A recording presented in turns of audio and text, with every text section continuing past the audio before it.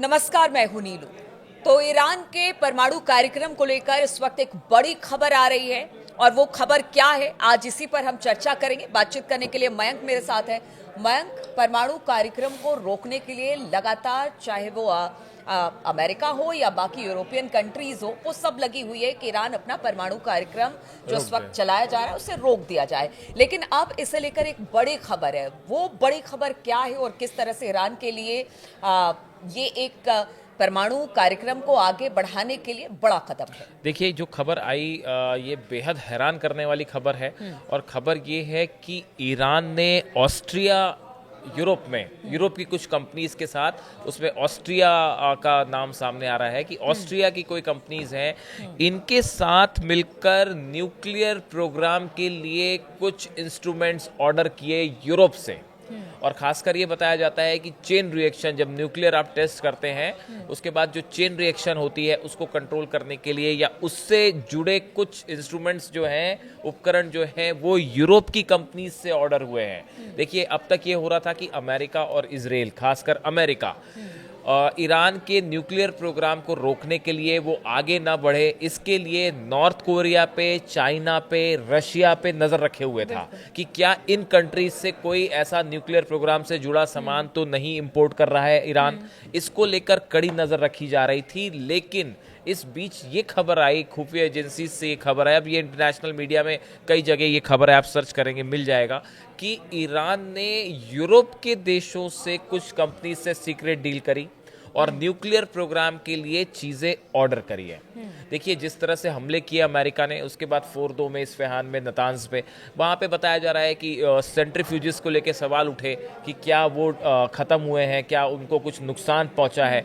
तो ऐसा बताया जा रहा है। जो न्यूक्लियर एक्सपर्ट्स हैं वो ये बताते हैं कि ईरान के जिस न्यूक्लियर प्रोग्राम में जिस हिस्से को नुकसान पहुँचा है उसको ठीक करने के लिए अब ईरान ने ये ऑर्डर्स किए हैं, जो जल्दी तो ही। एक तरफ तो अब अपने परमाणु कार्यक्रम को लेकर जो चीजें, स्थिति खराब हुई पिछले 12 दिनों में, हमने देखा जो परमाणु संयंत्रों को नुकसान पहुंचा, उसमें अब यूरोप से ही सामान मंगाओ, बल्कि यूरोप के कुछ देश इसका विरोध कर रहे हैं। यही हैरान करने वाली बात है। देखिए, इस खबर ने CIA तक जब ये खबर पहुंची होगी या मोसाद तक खबर पहुंची होगी, उनके पैरों के तले वाकई जमीन खिसक गई होगी कि देखिए, एक तरफ तो पूरी दुनिया भर के देश जो है, वेस्टर्न कंट्रीज जो है, वो ईरान का न्यूक्लियर प्रोग्राम रोकना चाहते हैं। अब प्रोग्राम रोकना तो दूर की बात है, वो जो है एक तरफ तो देखिए इंग्लैंड, फ्रांस और जर्मनी, ये 3 कंट्रीज जो हैं जिन्होंने अभी फिर कह दिया है कि हम फिर से जो है आप पे जो है सैंक्शंस और लगाने जा रहे हैं। अगर अगस्त के एंड तक आपने अपना प्रोग्राम को लेकर बात शुरू नहीं की अमेरिका से, तो हम आपके ऊपर फिर से सैंक्शंस लगा देंगे और सख्ती के साथ सैंक्शंस लगा देंगे। ये धमकी जो है UK और जर्मनी और फ्रांस की तरफ से आई है। इन हालात में जब यूरोप के ये बड़े देश जो हैं वो ईरान का न्यूक्लियर प्रोग्राम रोकना चाहते हैं, इस बीच ईरान, ये तो ऐसा है कि नहले पे दहला मार दिया।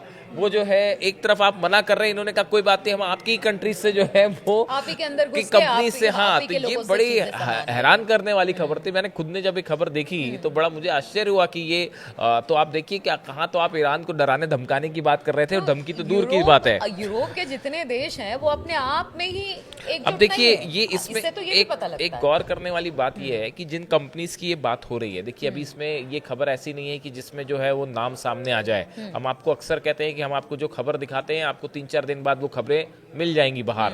तो अब देखिए, अभी जो खबर है इस मामले में, ये जो ऐसी जो डील्स होती हैं, खासकर अगर आप इस बारे में जानते हो कि हथियारों की जो डील होती है, या फिर खास तौर पर न्यूक्लियर प्रोग्राम से रिलेटेड जो इंस्ट्रूमेंट्स होते हैं, मशीन्स होती है या टेक्नोलॉजी होती है, इसकी जो डील्स होती हैं, ये जिन कंपनीज से डील होती हैं, ये कंपनीज बहुत थोड़े समय के लिए पेपर पर बनती हैं, उस प्रोजेक्ट को, डील को पूरा करती हैं और उसके बाद वो कंपनीज खत्म हो जाती हैं। इनका कोई रिकॉर्ड ही नहीं बचता।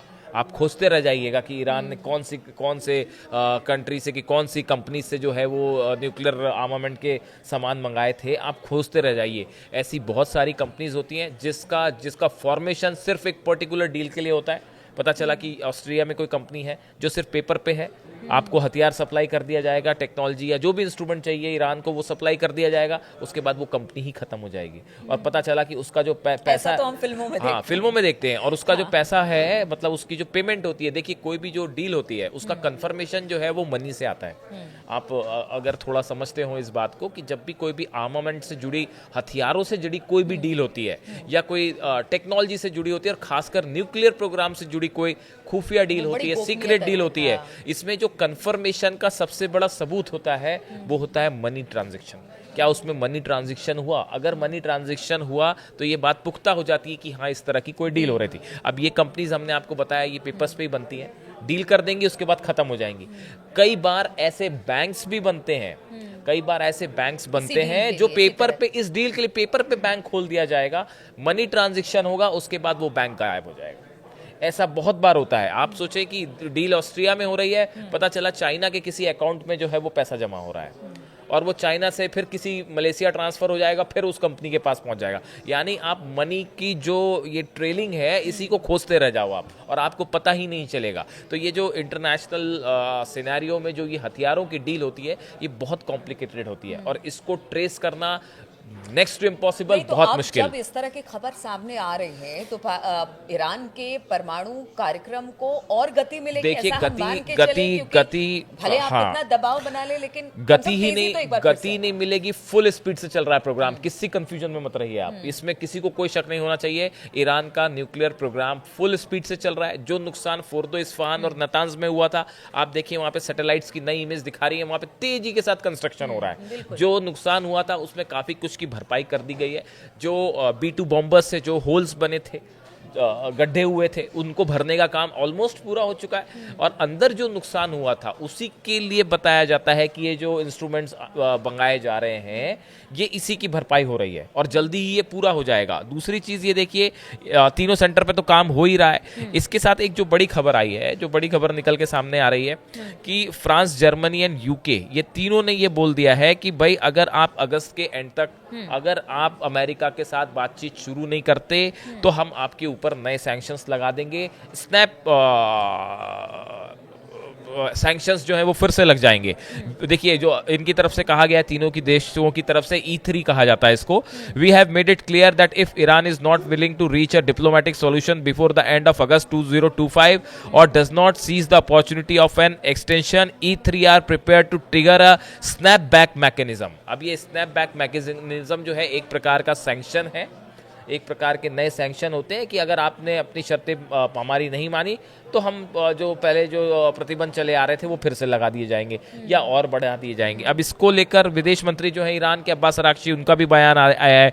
उनका कहना ऐसा है कि जो सैंक्शंस लगे हुए हैं अब इसको और नहीं बढ़ाया जा सकता, तो हमको कोई परवाह नहीं है इसकी। उनको आदत हो गई इस तरह की सैंक्शंस ईरान की तरफ से, हाँ, ईरान की तरफ से साफ कह दिया गया कि आप सैंक्शन लगाना है लगाते रहिए, नहीं लगाना है मत लगाइए, हमारा जो प्रोग्राम है वो तो चलता रहेगा। और अब्बास अराक्ची विदेश मंत्री कहा है, उन्होंने कहा है कि with the Europeans there is no reason right now to negotiate, they can not lift sanctions. वो ना सैंक्शंस हटा सकते हैं, they can not do anything, वो अभी और कुछ कर नहीं सकते, इनका कहना है। तो इसलिए ईरान उसको लेके नहीं है।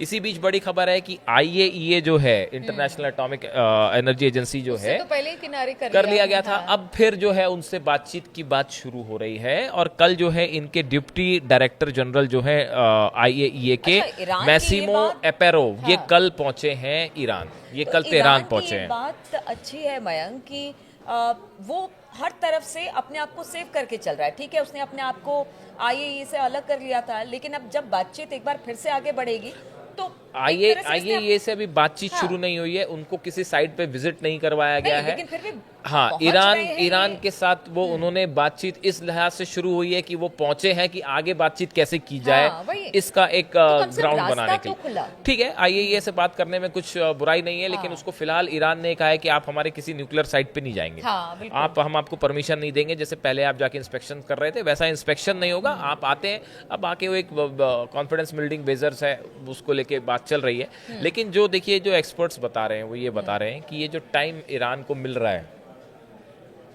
जल्दी आप देखेंगे कि ये जो टाइम है, इस टाइम के बाद एक दिन वो अनाउंसमेंट होगा जिसका शायद जिस पे सबकी नज़र है कि ईरान जो है वो न्यूक्लियर पावर हो गया है, एक दिन यही अनाउंसमेंट बचा है और इसको लेके तेजी से कार्यक्रम हो रहा है, इस पे किसी को कोई शक नहीं होना चाहिए। अब इसको रोकने के लिए अमेरिका क्या करता है, इजराइल क्या करता है, पुतिन और परसों टॉक्स है पुतिन और ट्रंप की, उस टॉक में क्या निकल के आता है न्यूक्लियर प्रोग्राम को लेकर, वो देखने वाली बात होगी। देखिए, इतना सब कुछ हो गया, युद्ध भी हो गया 12 दिन का, अमेरिका और इजराइल का दबाव भी है ईरान पर, लेकिन ईरान है कि अपने परमाणु कार्यक्रम से पीछे हटने को तैयार नहीं है। वो लगातार इस पर काम कर रहा है और हम ये बात भी करते हैं कि पता नहीं किस दिन ये खबर मिले कि परमाणु परीक्षण ईरान ने कर लिया और वो परमाणु संपन्न देश बन गया। हालांकि अब सबकी निगाहें उसके ऊपर है और देखिए ट्रंप और पुतिन की बातचीत होगी, उससे भी बहुत हद तक जो इस वक्त जियोपॉलिटिक्स है वो बदलती हुई नजर आएगी। तो बहुत सारी चीजें आने वाले दिनों में